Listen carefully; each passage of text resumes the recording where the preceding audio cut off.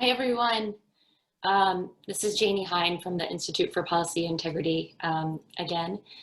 I just wanted to thank Nat, Rob, and Richard for that great lunch discussion, which I found really, really interesting. And also thank you to the panelists this morning who did such a nice job describing, really the tools that exist to measure these climate risks and how they are being applied in all sorts of different arenas. So for the next hour, we're going to discuss the current state of corporate climate disclosure and applications. And I'm excited about this panel. I think it's really going to hone in on, two things. One, the specific legal requirements and legal side of things. And then secondly, how companies are actually applying and using these tools and strategies that have been described so well earlier in the day. So we have three incredibly distinguished panelists with us today, and they're going to shed light on these issues from three unique perspectives. So first, we'll hear from Margaret Peloso, who's a partner at the law firm Vinson and Elkins. And Margaret, who also goes by Maggie, will review existing reporting frameworks and talk about best practices for corporate climate disclosure. And then we'll hear from Kate Shearer, who's Director of Sustainability for the global business services company Sodexo. And she will describe the company's approach to ESG reporting, as well as its unique science-based carbon target. And then finally, we'll hear from Nelson Yip, who is Director of Strategic Planning at Edison. And Nelson will describe how Edison is working to improve its system reliance in the face of mounting climate change risks. So I think this is really going to be an interesting panel, and let me just pull up the slides that I'm going to share. 1 second.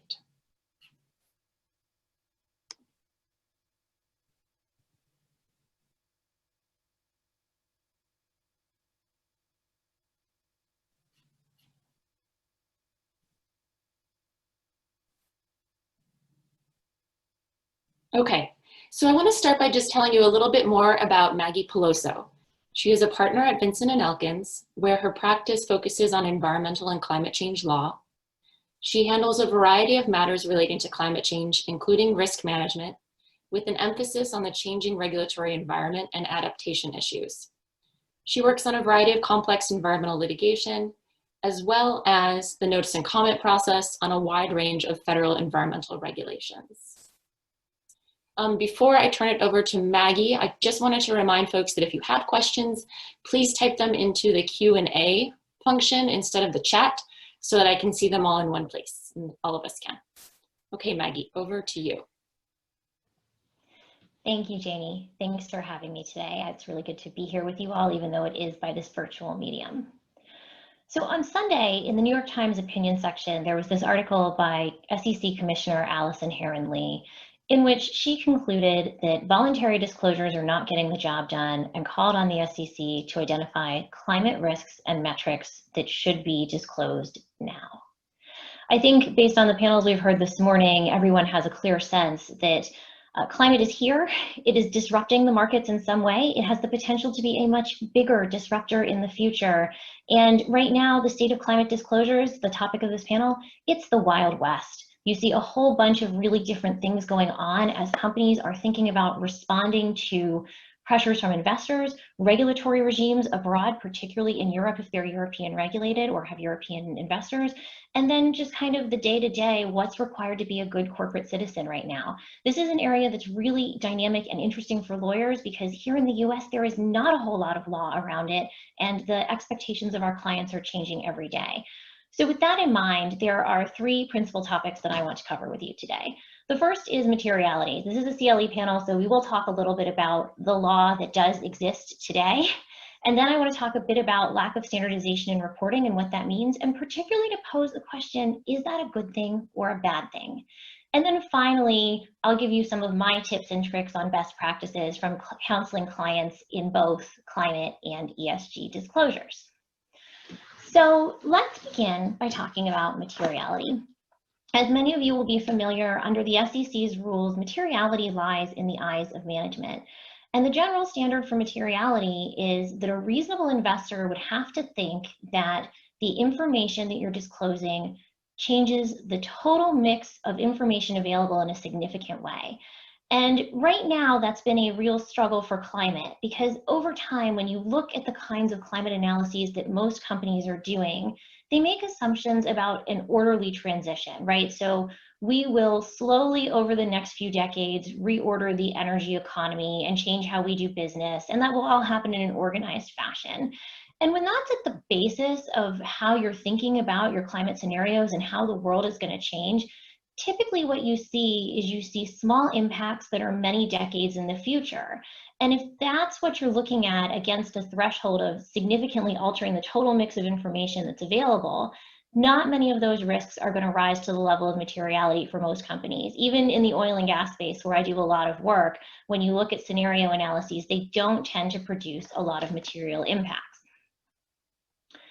One of the biggest risks that we see right now for our clients as you start to think about the proliferation of climate reporting, which because a lot of it does not fall within the definitions of SEC materiality, is happening in the form of voluntary reports, is that the various kinds of voluntary reporting frameworks that are out there have widely differing conceptions of materiality.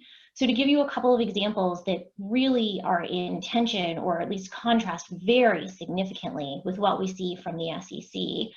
First, the GRI standards. GRI is the most commonly used sustainability reporting framework by the Fortune 500.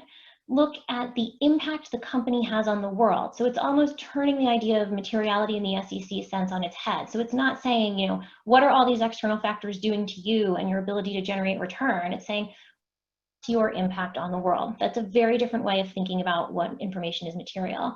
There are also a variety of reporting frameworks out there, most notably the CDP, where clients and companies are reporting climate information that don't have a materiality threshold, which means that functionally the materiality threshold is it's material because I asked you about it. And I mentioned CDP specifically because it is one of the oldest frameworks out there. It has been very influential. And when you look at external ESG scoring agencies, presence or absence of CDP reporting tends to be something that they score clients on.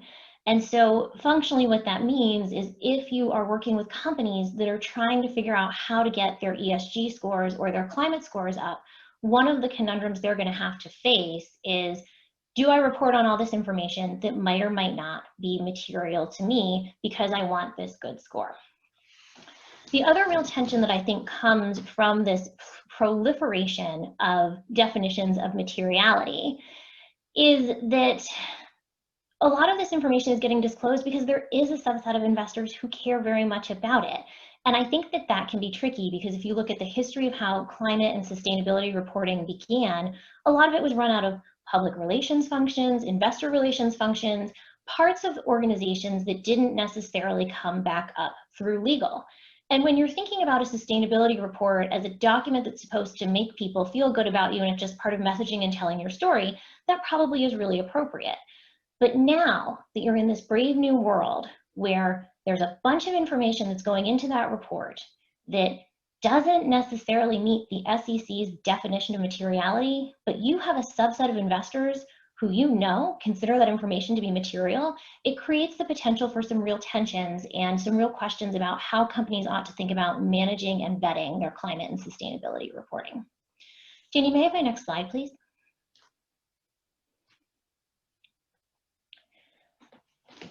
So as we've heard a bit today, and you'll hear a lot more from me now, there is quite a lot of variation in how climate reporting happens.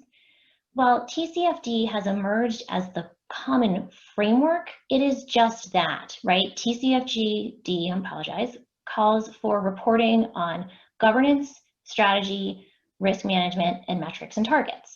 So it creates broad buckets and provides companies guidance on how to do this.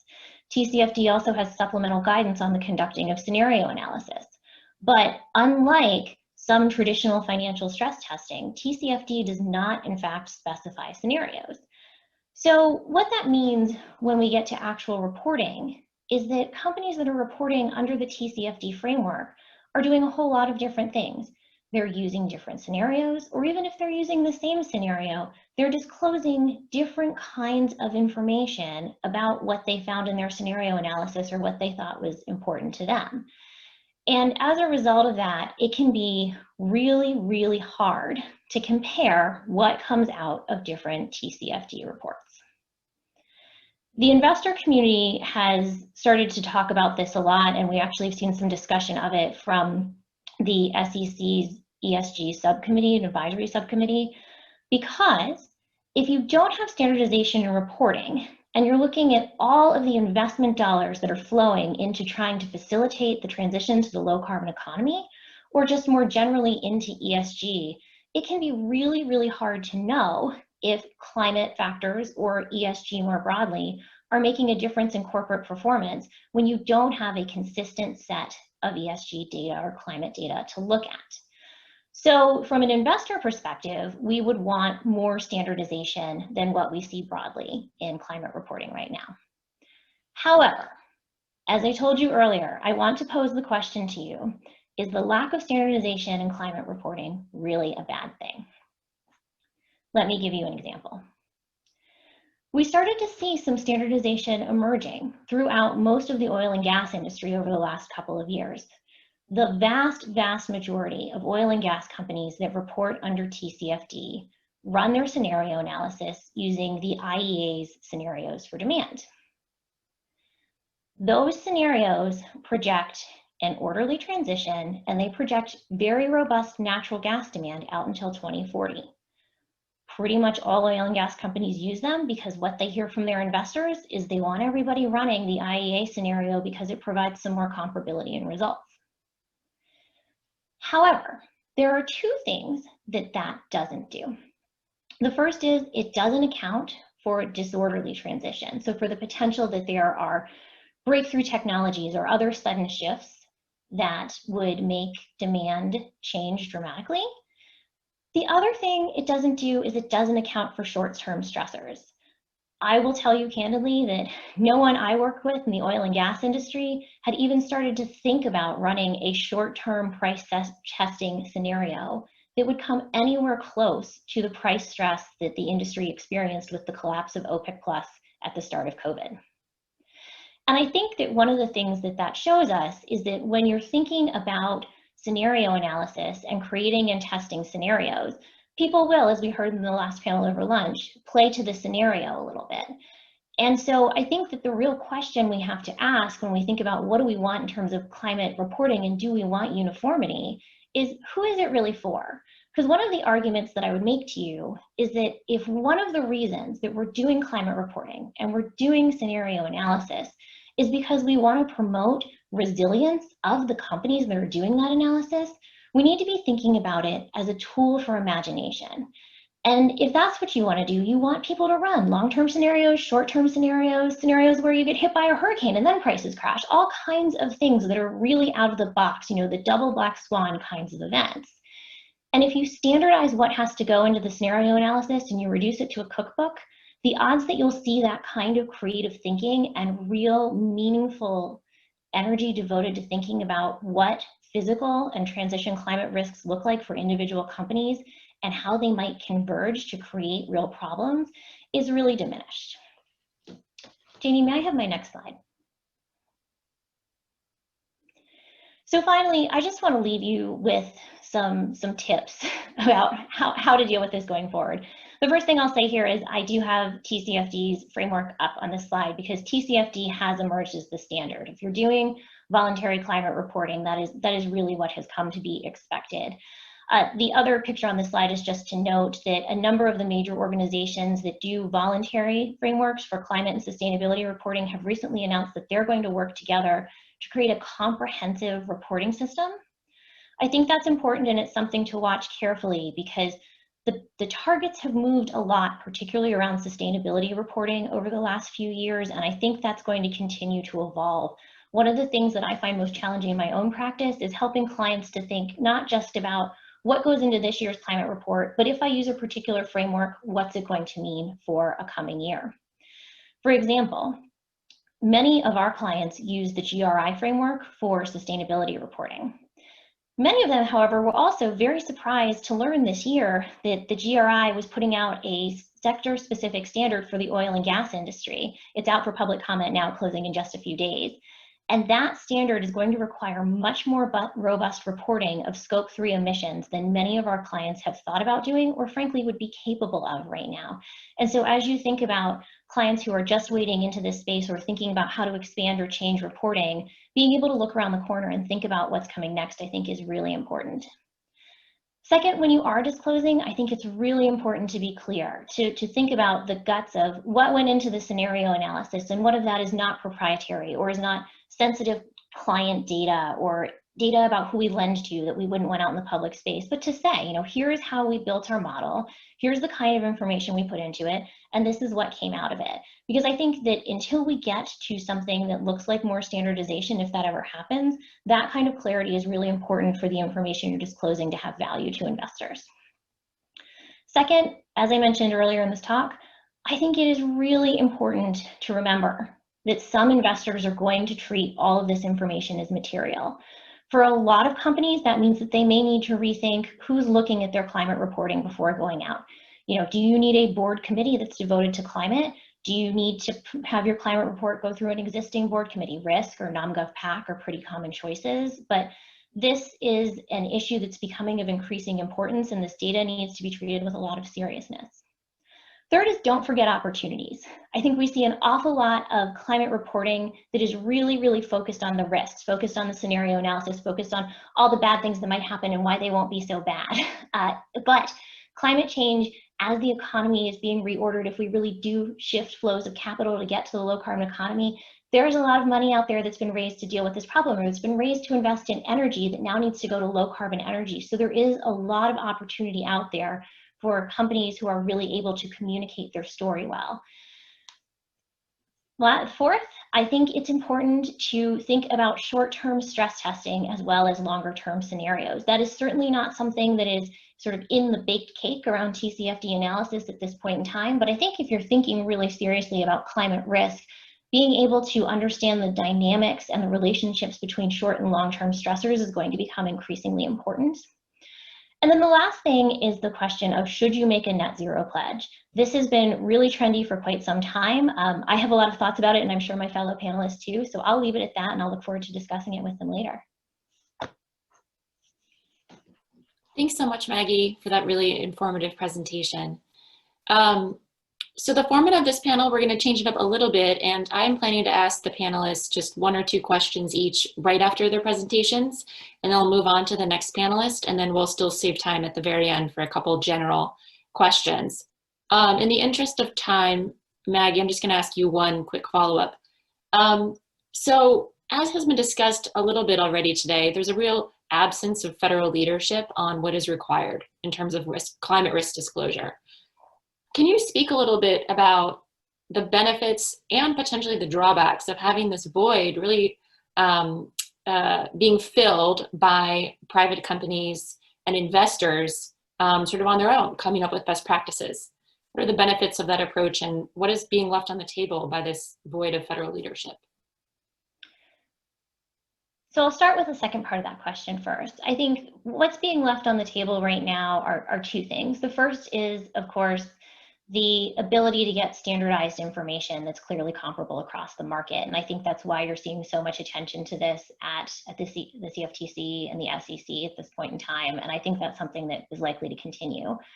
I think the other thing that you lose by having a lack of regulatory or government leadership in this space in the United States is that you don't get everybody reporting, right? So there is a lot of voluntary reporting out there. There's a lot of climate information and data, but there's also a lot of companies who just aren't interested in doing it. And without a regulatory requirement to do so, they won't be there. So your data set is necessarily pretty incomplete. I think on the other side of the coin, there are some really interesting things that are going on right now, right? As we've had this sort of vacuum of federal leadership, both on climate and I would say on environment more generally, and frankly on some social issues, we have seen the rise in private governance, right? So corporations really stepping up and doing more to think about a stakeholder capitalism kind of model and thinking about What are my employees expecting of me? What is my community expecting of me? And I think that that's, you know, a really interesting dynamic that will certainly continue, particularly given the Business Roundtable's endorsement of stakeholder capitalism late last year. And I think that one of the things that we get from that is a lot of creativity and a lot of innovation in approaches. And so I think from my perspective, the real thing we have to think about going forward is, if we start to see more activity on the federal side, how do you balance those two things? So how do you both get the uniformity of information you want, but some of the creativity and innovation that has come from private governance? Okay, wonderful. Thank you so much, Maggie, for that great presentation. I want to now switch to introduce our next panelist, Kate Shearer, who is Director of Sustainability for Sodexo. She has been with Sodexo North America since 2012. She's responsible for embedding Sodexo's Better Tomorrow 2025 corporate responsibility roadmap into the business, including strategy planning in support of business development and client retention. Prior to joining Sodexo, she completed her Master's of Public Administration in Environment and Energy Policy at Columbia's International School of Public Affairs. And interestingly, she spent 4 years in Sydney, Australia, building community engagement programs in sustainable land management, as well as 5 years at the Rainforest Alliance, developing sustainable supply chain programs with corporate sector partners. So Kate, over to you. Great, thank you. And I wanted to just start by sharing who Sodexo is. I like to joke sometimes that we're one of the largest global organizations that no one's ever heard of. We're very behind the scenes B2B business. So I'll just share a little bit about us to give you a sense of our scale. But we're best known for food services for institutions like universities, you know, hospitals, corporate locations. We don't serve NYU, so we'll take that offline. One of our competitors does. But we also have over 100 services that support organizations to optimize their spaces, their workforce, you know, in the case of colleges, their residents. And so a lot of people don't realize we're the 19th largest employer in the world. We also, in North America alone, purchase $17 billion worth of goods every year for the more than 13,000 locations that we serve. So, you know, I say all this just to kind of highlight the scale of our impact of all of our decisions, and also the responsibility that we have as a corporate citizen to harness all of that impact, you know, for positive. So I want to share 3 ways that we attempt to ensure our accountability towards our corporate responsibility, and specifically our climate disclosure. So first, we have been reporting our ESG performance for over a decade. And in many ways, we kind of got a head start over our competition because of the fact that we are a French company. And so we have had ESG reporting obligations since 2012. And for any of you legal buffs, you know, that requirement is a part of Grenelle 2, the law, Article 224 under that law. And so you can change the slide, Jayni, and I'll share with you our Better Tomorrow 2025 framework, which is our global corporate responsibility framework that we report against. And so you'll see there's 9 commitments. I'm not going to get into the weeds of really any of them but one, but they address our impact on individuals, on communities, and the environment, and they're each tied to a measurable objective. And the one we're going to focus on today is the one that is tied to our objective to reduce carbon emissions by 34% by 2025. So we do report on that annually. You know, other speakers have mentioned Carbon Disclosure Project. We report to them annually. We report to the Dow Jones Sustainability Index. But importantly, we are third-party audited, and the reporting that we do is based both on sort of our supply chain purchasing and enterprise-wide data. But I think what's unique is that we also survey all of our physical sites and our operational teams across the organization to understand what specific actions they're taking at their unique locations. We do in North America get a 98% response rate, so I think that just speaks to the expectation from our leadership that everybody, you know, take this very seriously. And, you know, I think that just to pat ourselves on the back a little bit, you know, that robust reporting framework that we've set up is not, you know, I think it's not a coincidence that we've ranked #1 in our sector on the Dow Jones Sustainability Index for the last 15 years in a row. You know, it's not perfect in any way, but it is, as I said, I think we have a little bit of a head start given our global requirements. The other point I want to make is, you know, we've worked with third-party experts to define and measure our carbon target. We've worked with World Wildlife Federation to baseline and set that target. And we've also had our commitment validated by the Science Based Targets Initiative, which ensures that it's in line with keeping our warming within that 1.5 degrees Celsius. And then in this past 2019, we worked with WWF to measure our Scope 3, our supply chain carbon emissions. And, you know, again, while imperfect, it does help us think about how we're bringing transparency to our total carbon footprint, especially given that over 98% of our footprint is in that supply chain and with our clients. You know, under 2% is with our physical, you know, Scope 1 and our Scope 2. So it's really important for us to try and better understand the impact in that scope. And you can change the slide, Jayni.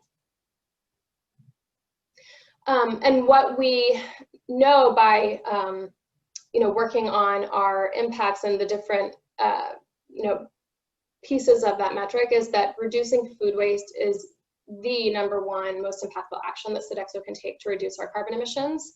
You can see in the grid there the other 3 priority actions, but you know, just as with our individual contributions, food waste is a really impactful place for us to focus.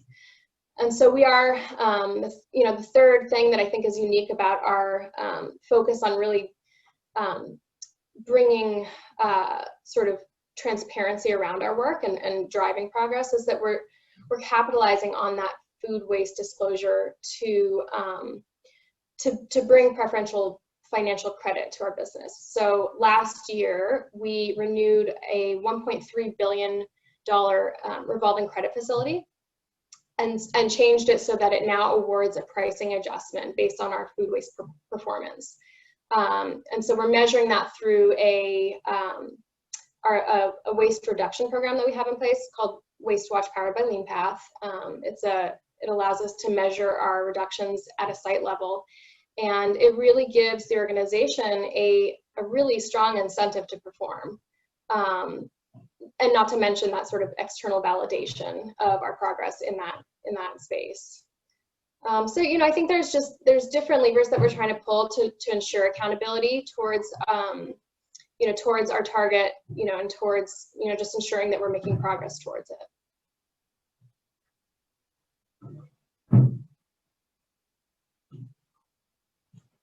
Great. Thank you, Kate. I mean, I know, just speaking for myself, I'm just so encouraged by what Sodexo is doing. I mean, for such a large global services company, and that it's a business-to-business oriented company, right? And yet you're able to drive a lot of these emission reductions. I think that's really important. And then it's built into how your business operates.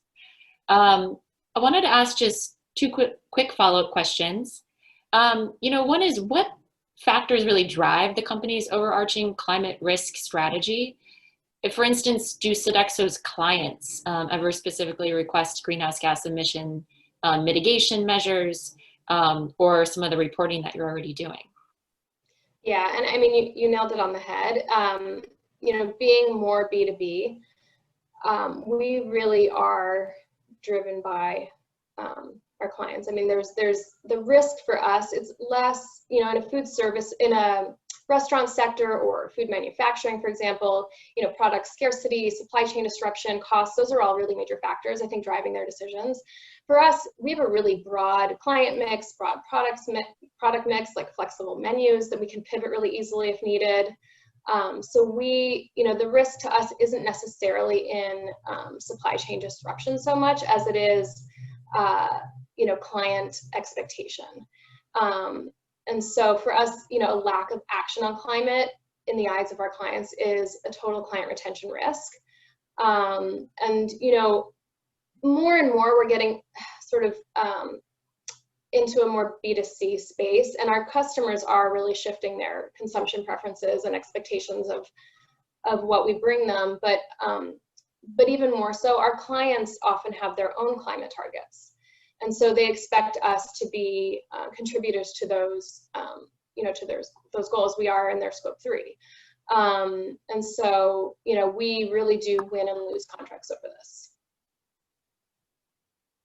That's really interesting. That's great.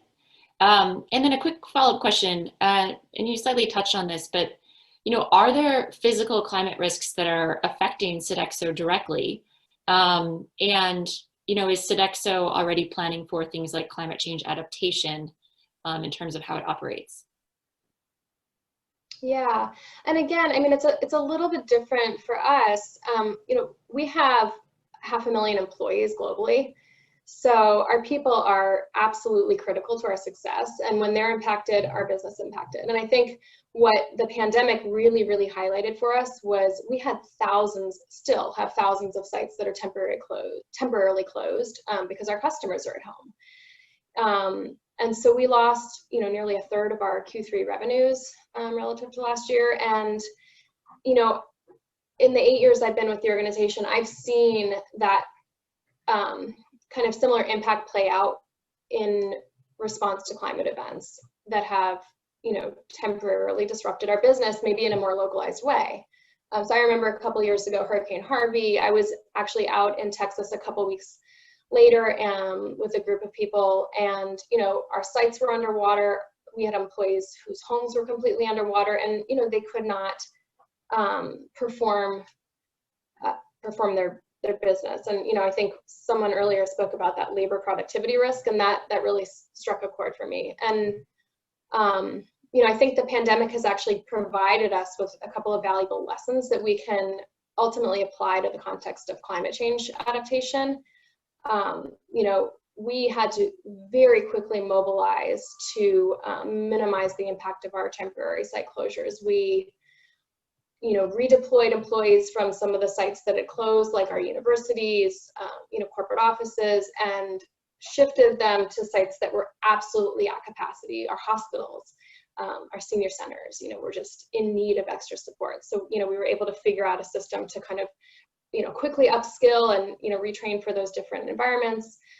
We also had a lot of food that was at risk of going to complete waste with very abrupt site closures. And actually, it's happening again as schools are suggesting they're going to open and then, realizing they can't, and, we have to be prepared. But, so we've figured out ways to very quickly redistribute that food to other sites and also to the community when we can't utilize it in our operations.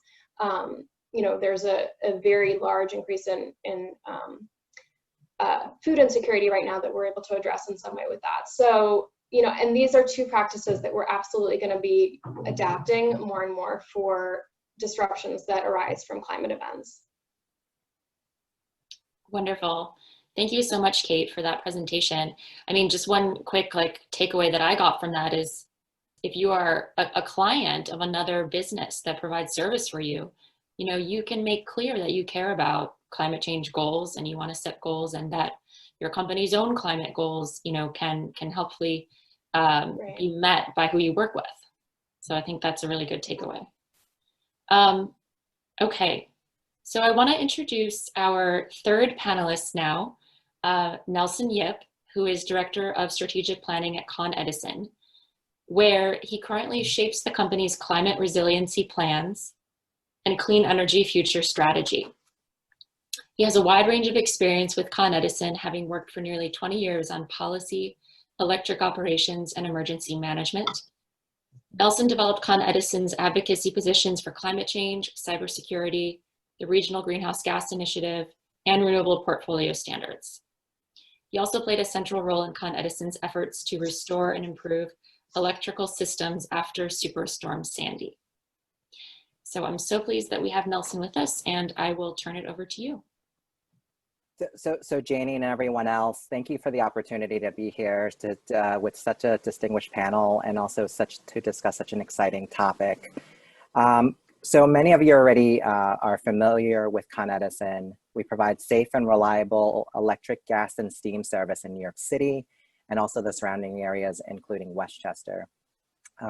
Today, I'm really here to discuss the steps we are taking at Con Edison to address climate change impacts and how we're continuing to be committed to understanding climate risks and enhancing our system resilience. One thing is the company recognizes that the climate is changing, that the climate change is enabling more frequent and more intense weather events. And this is a call to our industry, and we face a critical call to action. So Con Edison is ready and willing to respond to those calls. We think of climate change, if you look on the left, in two components. In terms of mitigation, which are the actions to reduce greenhouse gas emissions. So for example, with all our investments in renewable energy investments, and also helping transition to a clean energy future. But what we'll focus on today is really the physical risks, which is what will attach adaptation for proactively planning to adapt to a future climate and the need to modify our energy infrastructure, our planning, our operations, and our approach to worker safety look like. We're really building on what we've learned from our previous events, from our experience in storm and asset hardening post Superstorm Sandy, and also from some recent storms in Riley Quinn. So to put it into perspective, we've already invested over $1.1 billion to enhance our system resilience, to increase and build storm barriers, to invest in more resilient equipment, and also investments in our underground and overhead infrastructure. In 2019, we completed a 36-month climate change vulnerability study, which helped us take the latest global climate science and downscale it down to the local level to address our system vulnerabilities. And now we're working on a climate change implementation plan to integrate that into the things that we do. Next slide. So our vulnerability study addresses really a broad range of science-based and climate-related system considerations. What made the effort really successful was really the robust engagement and partnership with a diverse set of stakeholders, including our regulators, our municipal leaders, as well as environmental, real estate, and customer groups. We started the study by gathering the climate change data. It hasn't really been done for our service territory. And we worked with Columbia University's Lamont Doherty Center for Climate Change and ICF Consulting to think about what variables matter to us. So increasing temperature, humidity, precipitation and flooding, sea level rise, as well as the increasing frequency of extreme weather events. So our approach was really to use this as an educational opportunity, use this as a shared understanding of what the climate science is, to think and to also think about projected climate changes specifically for our service territory. So essentially what we did was we took, the study took our energy systems and infrastructures as it stood in 2018, and it actually fast forwarded it through time through 2080 to stress test it with future environments with climate impacts, namely what we've talked here about the 2 degrees Celsius warming scenario, which is the representative concentration pathway of RCP 4.5, as well as a 4-degree Celsius warming, or RCP 8.5 projections. Really, the study moved beyond the 2 degrees Celsius global warming scenario that's established by the Paris Agreement.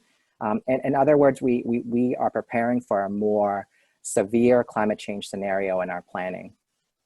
What this process really did was helped us assess our risks from the potential impacts of climate change on our operations, on our planning, but specifically our physical assets. We used the data to screen our system for vulnerabilities. We identified and prioritized the potential adaptation options, and we had to think about the costs and benefits with our stakeholders in mind.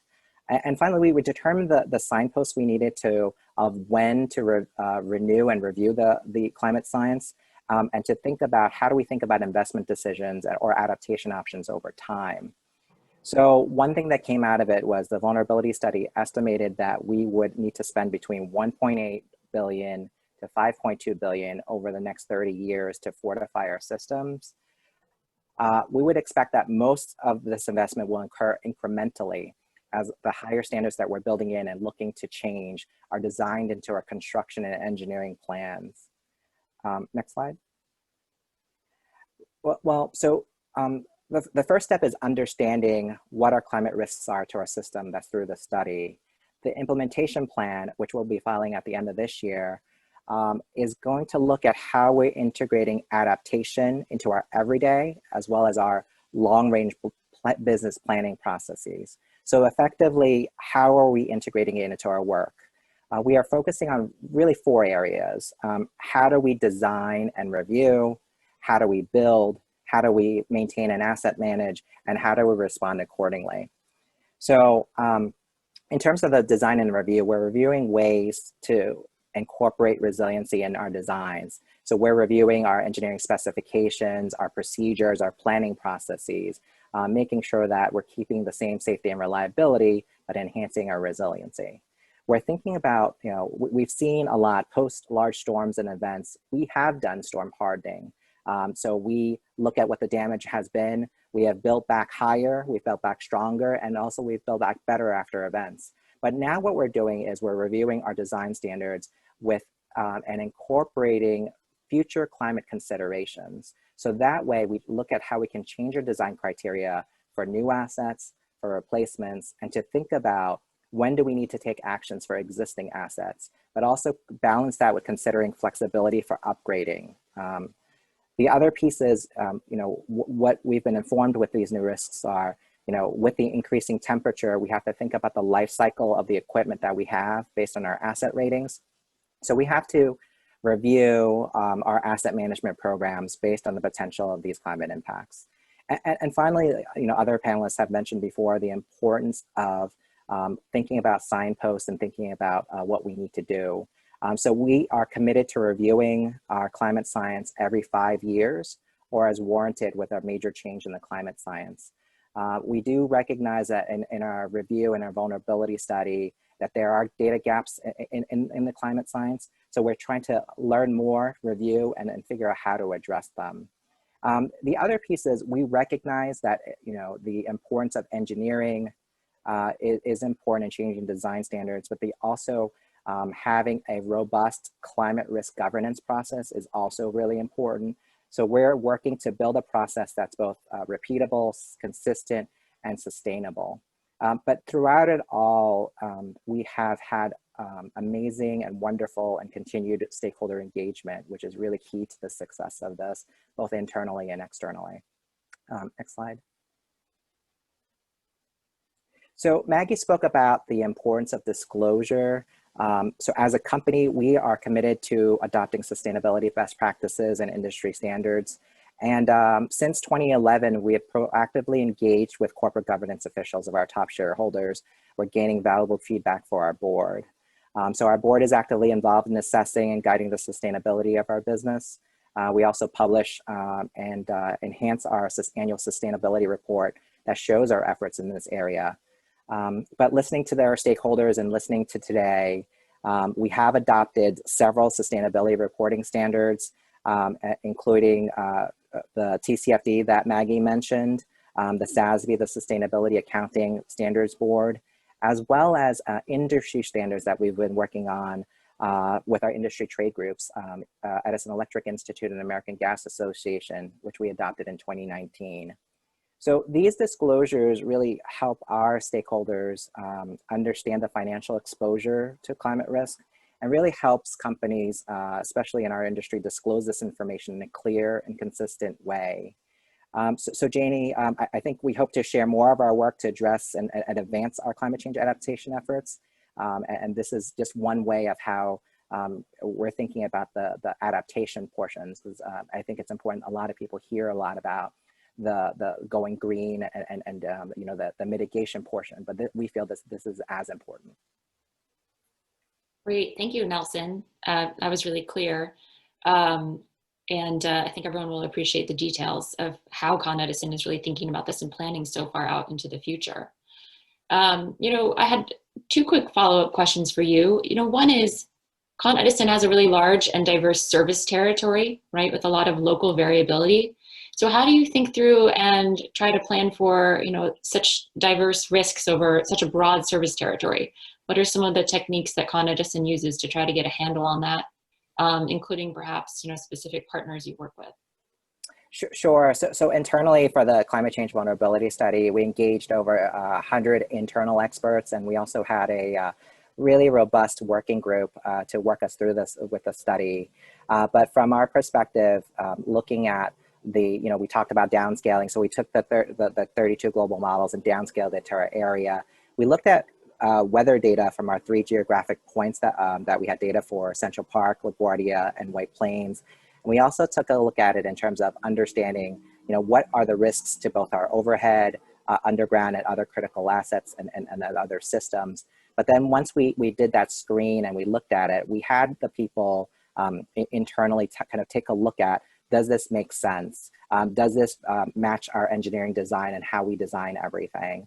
And then we also, like I mentioned before, stakeholder engagement and feedback is really important. So we had a really engaged working group with you know, our regulators, you know, the City of New York, environmental groups such as ZDF and other stakeholders, but really understanding the different criteria that people are looking at, what their thoughts were in terms of what matters to them. And then also just, this was an educational opportunity. So this was the first time that we were doing a study. It was over a 3-year study.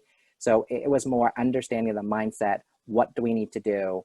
And actually sharing in the partnership of all understanding that we have a stake in ensuring that our critical infrastructure can withstand the consequences of climate change. I think coming to that really helped kind of drive, you know, thinking about what we needed to do. The other pieces are learning that what we don't know. I mentioned before, you know, climate science does have some data gaps in terms of certain areas of wind. And so we needed to kind of think about, you know, how can we, moving forward as we keep doing this, how do we learn from and do more research on areas like extreme events that we know are going to affect us? Great. And I just wanted to know, we got started about 5 minutes late, so I think we'll go till about 2:05. So we have almost 15 minutes left, a little less than that. So my last follow-up question for Nelson is, you know, how do state laws and policies, specifically like New York's new clean energy goals, influence Con Edison's actions with respect to climate change mitigation or adaptation? No, Jayni, that's really important. So we've had a really great relationship with New York State and New York City. But I would say in terms of New York State, there's always really good, the recent Climate Leadership and Community Protection Act, which builds on many of the things that we've been doing to transition to, you know, the cleaner and greener energy future. One thing is that adaptation is just another component to consider.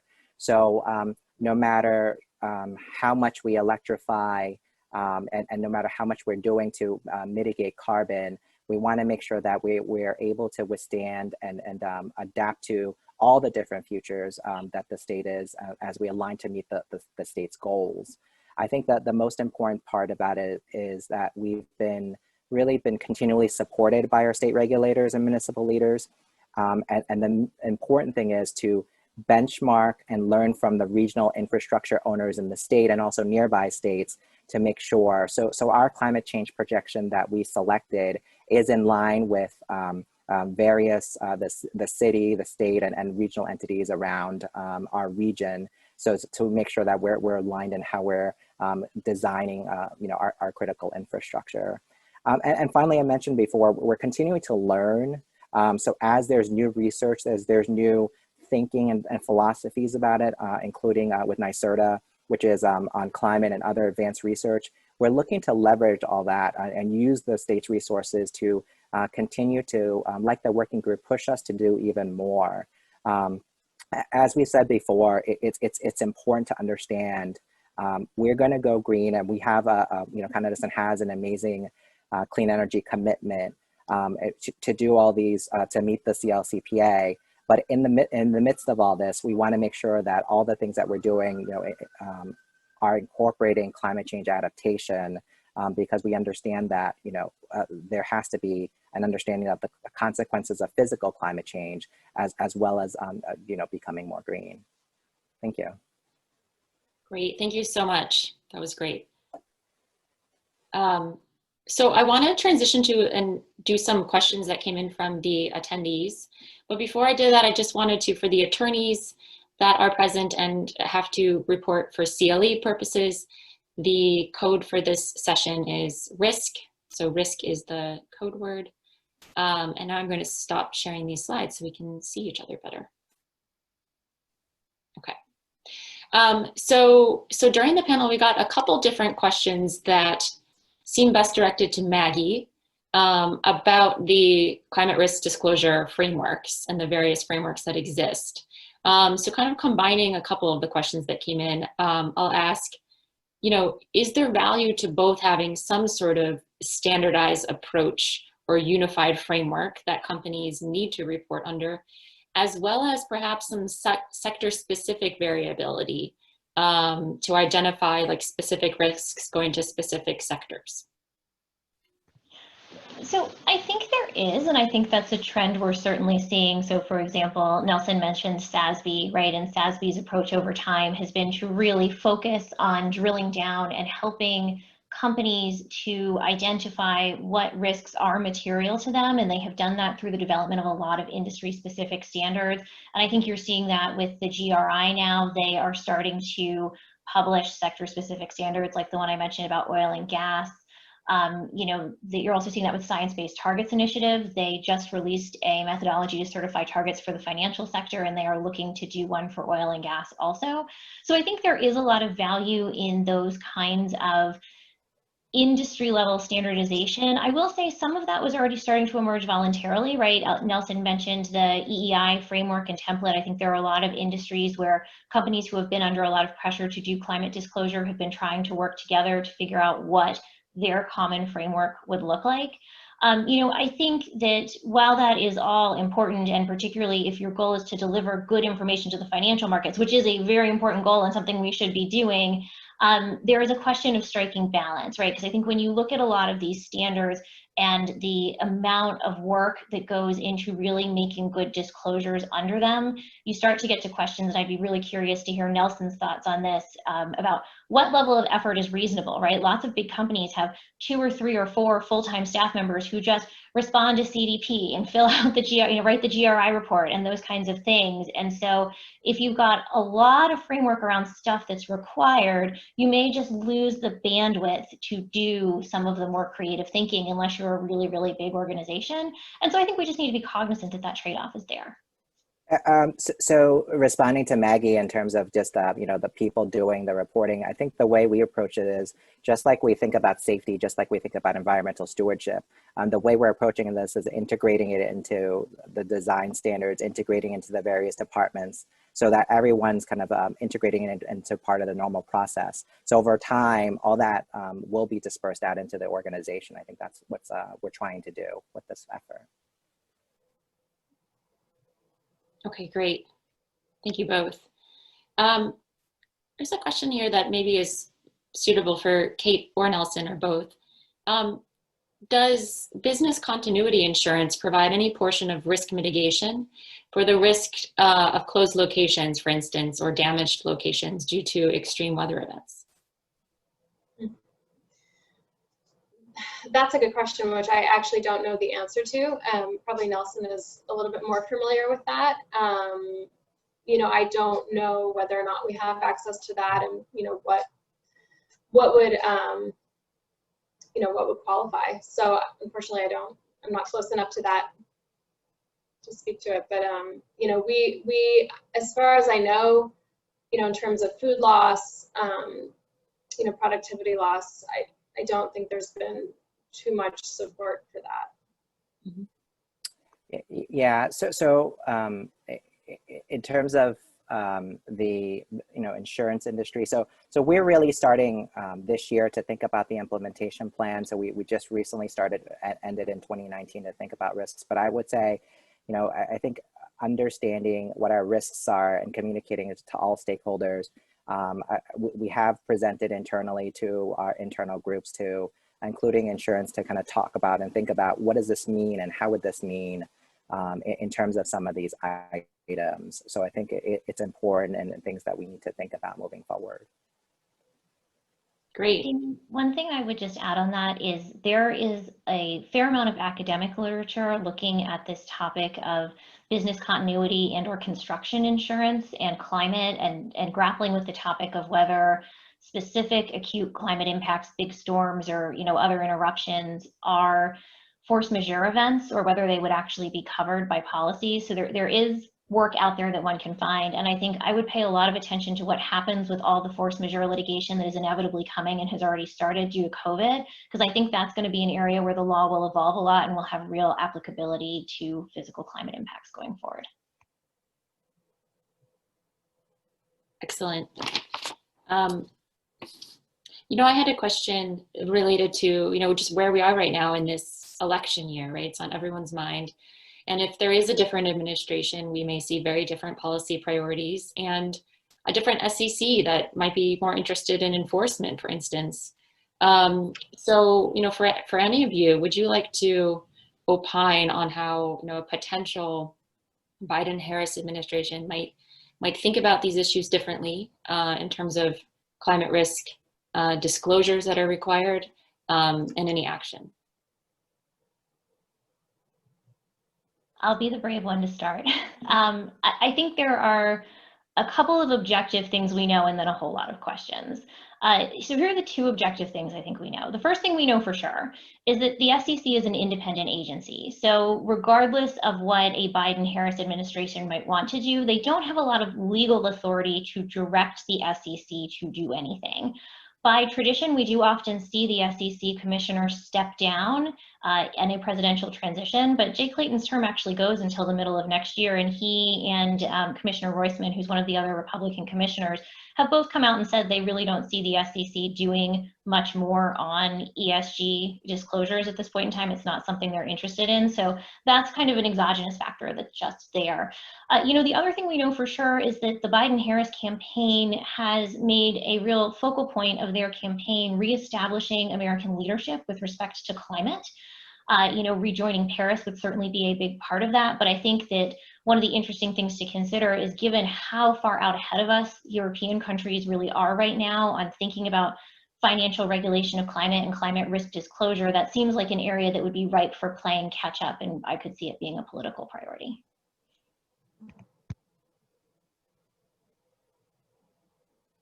Great. And Kate and Nelson, if you want to weigh in, you can, but if you don't, that's fine too. Yeah, I guess I'm thinking less about sort of the disclosure piece and more about, where we see risk and actually hitting our targets. Mm-hmm. And any effort that there can be put in place to kind of level the playing field with our competition. On the one hand, anywhere we invest in sort of making progress towards our climate commitment that our competitors are not, it typically ends up being a cost to us, and we aren't really necessarily recouping it at kind of like the service level. So, I'm thinking more along, we are at great risk of, given that food waste is the most impactful way to hit our target, right now there's no standard on food waste and recycling across the country. There's no common infrastructure. There's no, really, there's no incentive for our suppliers to produce products that would adhere to any standard because there isn't one. And so, anything we're doing to eliminate, like styrofoam, plastic bags, whatever, like that's just coming at a cost to us. It's, there's just not enough standardization for it to kind of level that playing field. And, we're not necessarily, other than sort of the client demand and the customer demand, it's not like directly translating into revenue stream or like profitability for us. So, sort of a roundabout way of saying, anything that can be done to sort of standardize, regulation law, and not necessarily just about what's being disclosed, but also, the aspects that influence our ability to hit our targets would be very beneficial. And Jayni, just a minor comment in terms of just, we are driven more by state regulations and thinking about it through our investments, we need to go through a rate case process and regulatory approval. And in other aspects, you and I talked about the importance of, New York State is leading the way in certain climate change activities and initiatives. So being at the forefront of that and looking to kind of follow all that's going on in New York, I think really propels us to, whatever the administration comes in, we will be prepared to kind of, look through and be able to respond to any of the climate, impacts moving forward, if there are any additional things from the federal realm. Wonderful. Well, I just want to thank the three of you for your really terrific remarks. It's been a real pleasure talking to you and planning this with you. And there's a quick question about the report that Nelson referenced, and you can find that publicly available online. So, it answers a lot of those questions that we got about what it contains. But thank you again.